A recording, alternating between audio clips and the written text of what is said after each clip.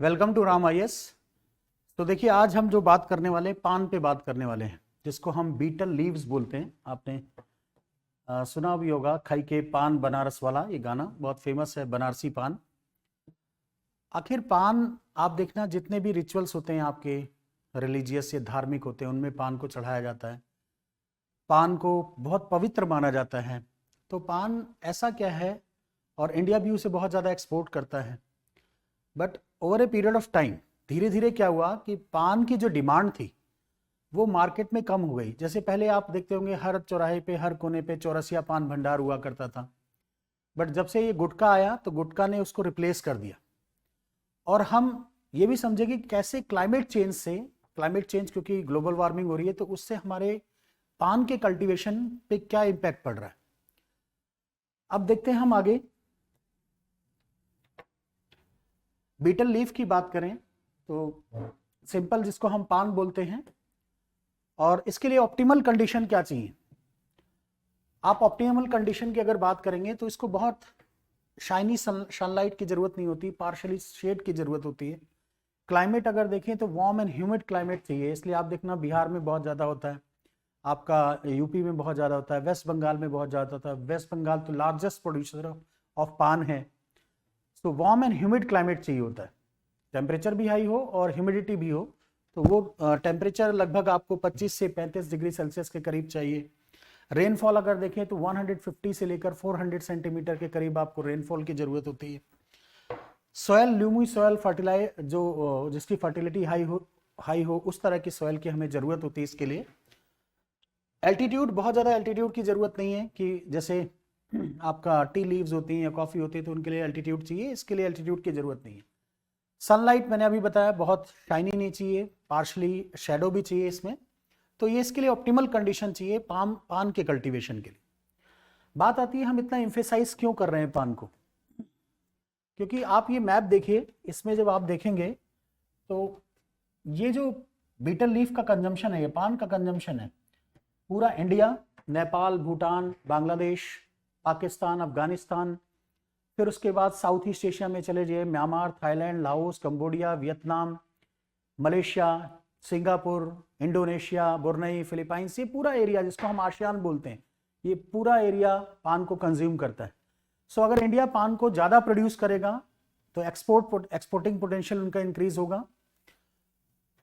दूसरा, अगर हम इसमें और फोकस करें तो global distribution of betel leaf की बात करें तो आप देखिए, बीटल लीफ एशिया में बहुत डिमांड है इन कंट्रीज में, ब्राजील, साउथ अमेरिका में भी डिमांड है इसकी, अफ्रीका में भी डिमांड है, मेडागास्कर, नाइजीरिया जैसी कंट्री है पान की डिमांड करते हैं। तो इंडिया अगर पान को प्रोड्यूस करता है तो उसको एक्सपोर्ट कर सकता है।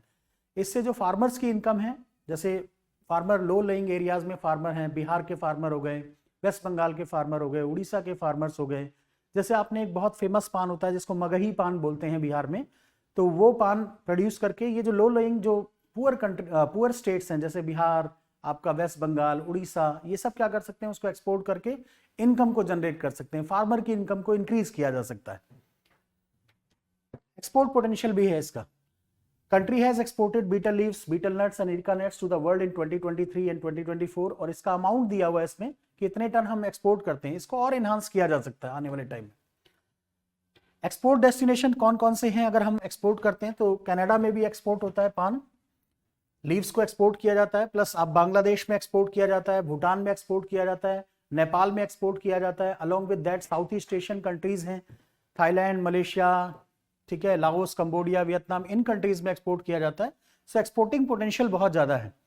और दूसरी बात है कि आप अगर एनसीईआरटी पढ़ें या कहीं भी पढ़ें तो इसको सबसे नेग्लेक्टेड किया गया है पान को, जबकि हमारा पान का ग्रोइंग पोटेंशियल बहुत ज़्यादा है। हम इसको ग्रो कर सकते हैं, इजीली ग्रो कर सकते हैं, और इसको एक्सपोर्ट भी कर सकते हैं। हमारे यहाँ जो डोमेस्टिक डिमांड है वो भी ज़्यादा है। नॉर्थ ईस्ट की जितनी भी स्टेट्स हैं आप जाइए, वहाँ पे पान आपको लोग कंज्यूम करते हुए मिलेंगे। सो डोमेस्टिक डिमांड भी ज़्यादा है, प्लस दूसरा क्या है, जो इंटरनेशनल डिमांड है वो भी बहुत ज़्यादा है इसकी। So government of India plus along with the farmers, government of India को इसको प्रमोशन करना चाहिए, फार्मर्स को भी इसको प्रोड्यूस करना चाहिए। नेक्स्ट, अगर हम देखते हैं global betel leaf export dynamics की बात करें तो India is the leading exporter with significant production. Bangladesh में एक मार्केट पोटेंशियल है बहुत ज़्यादा, हम बांग्लादेश को एक्सपोर्ट कर सकते हैं, डिमांड बहुत ज़्यादा है। श्रीलंका, भी एक्सपोर्ट करता है, इंडिया के कंपटीशन में है श्रीलंका, श्रीलंका भी एक्सपोर्ट करता है बीटल लीव्स को। नेक्स्ट अगर आप देखिए, so betel leaf cultivation in India, मैंने बोला वेस्ट बंगाल और लो लाइंग एरियाज जो है, बिहार है, वहां पे पान का कल्टीवेशन होता है। यूपी में भी पान कल्टीवेशन, बनारसी पान बहुत फेमस है।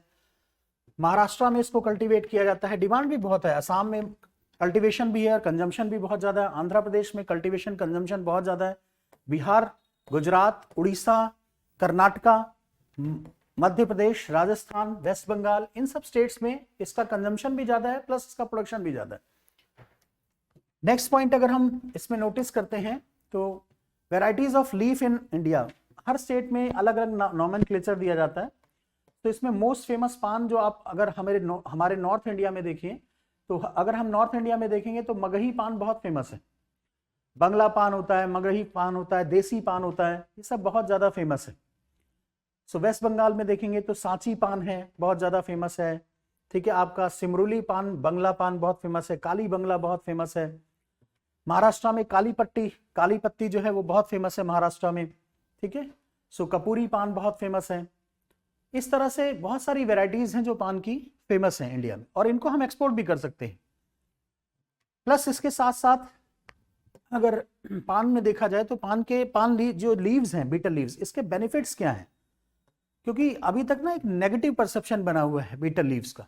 देखिए, मैं आपको एक सिंपल सी बात बताता हूं, अगर पान में टोबैको, निकोटिन को यूज ना किया जाए तो पान एज ए मेडिसिन भी यूज कर सकते हैं आप। इसके बहुत सारे बेनिफिट्स होते हैं। अब इसमें अगर 100 ग्राम लीव्स की बात करें तो इसमें आप देखिए कितना आपको 49.85 किलो कैलोरी मिलेगा एनर्जी। प्रोटीन आपको मिलेगा 3.49 ग्राम अगर आप 100 ग्राम पान कंज्यूम करते हैं या लीव्स कंज्यूम करते हैं। फैट देखिए फैट तो है ही नहीं, फैटलेस ही समझिए इसको, 0.73 ग्राम है। फाइबर 1.96 ग्राम आपको फाइबर मिलेगा। कार्बोहाइड्रेट 7.33 ग्राम है। बीटा कैरोटीन 3220 माइक्रोग्राम है। सो इस तरह से विटामिन सी देखिए आपको कितना मिलीग्राम मिलता है, 20.66 मिलीग्राम आपको विटामिन सी मिलेगा। एंटीऑक्सीडेंट्स देखेंगे तो 78.15। सो इसके बेनिफिट्स भी हैं। ऐसा नहीं है कि पान को, जैसे लोगों ने उसको नेगेटिव बना रखा है, एक परसेप्शन आ गया कि पान खाने वाला आदमी एक ठीक है बेकार है, वो ऐसा कुछ नहीं है। पान में बहुत सारे इसके बेनिफिट्स भी हैं, हेल्थ बेनिफिट्स हैं। अगर आप इसमें देखिए, इस चार्ट को देखिए, तो मैं पान को प्रमोट नहीं कर रहा, ऐसा नहीं है कि मैं पान को प्रमोट कर रहा हूं। मैं पान के प्रमोशन के लिए इसलिए भी बात करता हूं कि उसमें अगर निकोटिन पार्ट, आप टोबैको को हटा दीजिए, तो पान के अपने बहुत हेल्थ बेनिफिट्स भी हैं। और पान हमारे कल्चर लिगेसी का पार्ट है, आज से यूज नहीं हो रहा है। पान को आप देखिए मुगल पीरियड में यूज हुआ, आपका जब ब्रिटिश एरा आया वहां यूज होता था, उससे मुगल पीरियड से पहले भी यूज होता था।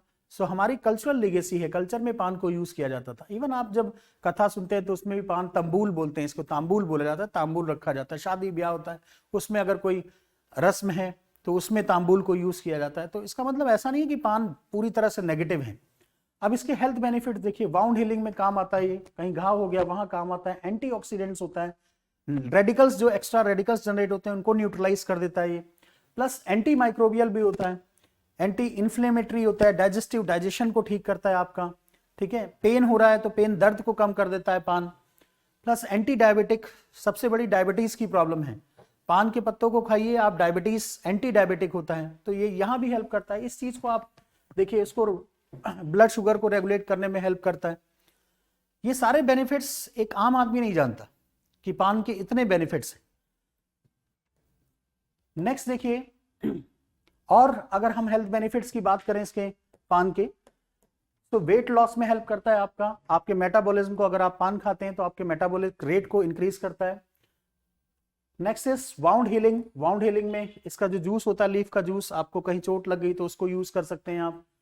ओरल हेल्थ, गम हेल्थ, जो दांतों में गम, दूध दिखे होता है, उसको प्रिवेंट कर देता है।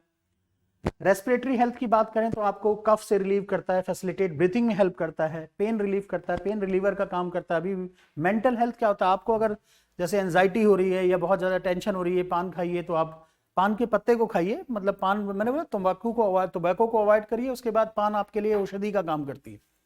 सो मेंटल हेल्थ को, आपको एंजाइटी को ठीक है रिड्यूस करती है। ब्लड शुगर मैनेजमेंट, अभी मैंने बोला एंटी डायबिटिक है। स्किन हेल्थ को ये इंप्रूव करती है। डाइजेस्टिव हेल्थ, आपके डाइजेस्टिव सिस्टम को ठीक करती है। तो पान अगर देखा जाए तो बोलते हैं पान, माछ और मखान, ये जो 3 चीजें हैं ये स्वर्ग में नहीं मिलती, ये धरती पे ही मिलती हैं।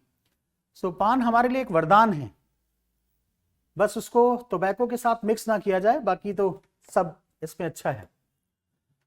अब देखिए डायलॉग ऑन अर्थ, डायलॉग अर्थ आया था, इसमें बात क्या है कि अगर हम देखें तो आजकल पान का प्रोडक्शन कम होता जा रहा है।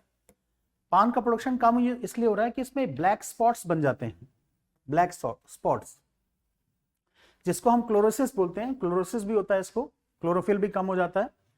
और ये सब हो किसकी वजह से रहा है? जो रीजनल टेम्परेचर में फ्लक्चुएशंस है, ग्लोबल वार्मिंग की वजह से टेम्परेचर में फ्लक्चुएशंस होते हैं। उस ग्लोबल वार्मिंग की वजह से इसके ऊपर कभी कभी इसके जो पत्ते लीव्स होते हैं, क्योंकि लीव्स ही है ये, सो लीव्स में ब्लैक स्पॉट्स आ जाते हैं, या कभी कभी इसमें क्लोरोलिसिस एक डिजीज होती है, क्लोरोसिस, सो क्लोरोफिल कम हो जाता है। तो उसकी वजह से इसका जो प्रोडक्शन है और जो प्रोडक्टिविटी है दोनों डिक्लाइन कर रही है। सो आप देखिए ग्लोबल वार्मिंग का कितना एडवर्स इंपैक्ट पड़ रहा है पान के कल्टीवेशन पे। प्लस दूसरा अगर हम और एनालाइज करें इसको, सो साइड इफेक्ट्स, अगर बीटल लीफ के साइड इफेक्ट्स देखे जाए, कंजम्पशन पे क्या साइड इफेक्ट्स होते हैं अगर एक्सेस, देखिए किसी भी चीज को आप एक्सेस में करेंगे, ठीक है, वो बोलते हैं ना, आपने सुना होगा, अधिक भला ना बोलना, अधिक भली ना चूप, अधिक भला ना बरसना, अधिक भली ना धूप। तो ना तो अधिक बोलना अच्छा होता है, ना अधिक भली चूप होती है, और ना ही अधिक बरसना बहुत अच्छा होता है, ना ही अधिक धूप अच्छी होती है। तो किसी भी चीज को अगर आप एक्सेस में लेंगे, पान को ही एक्सेस में लेंगे, तो वो क्या हो जाएगा? पहले ड्रग है, अगर लिमिटेड अमाउंट में लेंगे तो ड्रग्स का काम करेगा, एक मेडिसिन का काम करेगा, लेकिन अगर एक्सेस में लेंगे तो वो टॉक्सिक हो जाएगा। सेम चीज, सेम कॉन्सेप्ट यहां अप्लाई होता है। साइड इफेक्ट्स देखिए, ओरल प्रॉब्लम होना शुरू हो जाती है अगर आप ज्यादा एक्सेस में लेते हैं इसे। प्लस उसके साथ अगर देखते हैं आप और देखें तो बहुत सारी चीजें इसमें पान के साथ एक प्रॉब्लम ये भी हो जाती है कि अगर मान लो टोबैको के साथ कंजम्पशन करेंगे तो ओरल कैंसर भी होना शुरू हो जाता है। तो आने वाले टाइम में आपको एक सिंपल सी मैं बात बताता हूं, पान ऐसा नेगेटिव कॉन्सेप्ट नहीं है, या नेगेटिव वे में नहीं लेना है। अगर पान को एक लिमिटेड अमाउंट में आप उसको कंज्यूम करते हैं तो आपकी डाइजेस्टिव हेल्थ को ठीक करेगा, एंटी डायबिटिक है, ठीक है, प्लस आपकी रेस्पिरेटरी सिस्टम को ठीक करेगा, आपका जो हेल्थ इम्यून सिस्टम है उसको भी ठीक करता है। तो इतना इसमें पान को एक नेगेटिव वे में नहीं। और दूसरा सबसे बड़ी बात है, इंडिया के पास एक्सपोर्टिंग पोटेंशियल बहुत ज्यादा बढ़ जाएगा। Exporting potential in the sense means कि जो साउथ ईस्ट एशिया है उसको एक्सपोर्ट कर सकता है, फार्मर्स की इनकम को इंक्रीज कर सकता है, लो लाइंग एरियाज जैसे बिहार, वेस्ट बंगाल, उड़ीसा, ये जो स्टेट्स हैं वहां पे फार्मर की इनकम को इंक्रीज कर सकता है। सो आने वाले टाइम में पान इंडिया के लिए एक एक्सपोर्ट पोटेंशियल का काम करेगा।